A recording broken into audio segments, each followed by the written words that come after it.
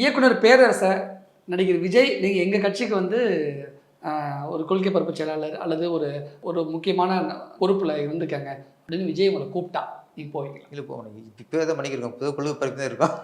கட்சி சேர்ந்து என்ன பண்ணிட்டு பிஜேபியில் இருந்துக்கிட்டு விஜய்க்கு கொள்கை பரப்பு செயலாளராக இருக்கீங்க. விஜய் சாருக்கு அந்த எண்ணம் என்னோட லைஃப் கொடுத்தவர், அந்த விசுவாசம் எனக்கு எப்பவுமே அவர் மேலே இருக்கும். கட்சி வேற, அது வேற. என்னோட விருப்பம், நீங்கள் வந்து கட்சி ஆரம்பிச்சிட்டீங்க, விஜய் சார் கட்சிக்கு நான் வேண்டுகோள், நீங்கள் கட்சி ஆரம்பிச்சிட்டீங்க.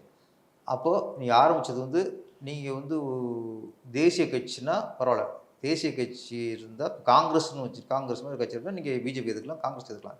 தேசிய கட்சியாக இருந்தால் மாநில கட்சிங்கும் போது ஒன்று முழு கவனமும், ஒருவேளை ஏடிஎம்க்கு ஆண்டு இருந்தால் நீ ஏடிஎம் எதுக்கிறதா இருக்கணும். ஆளுங்கட்சியை இப்போ திமுக இருந்துச்சுன்னா முழுக்க திமுக எதிர்த்தா தான் நான் சொல்ல மக்கள் நம்புவாங்க. நீங்கள் விஜய் திமுகவை எதிர்க்கிற மாதிரி தெரியலையே. அது நாளைக்கு எனக்கு என்னோட கவலை, நாளைக்கு கமலாசமாக ஆயிடக்கூடாது எனக்கு கவலை.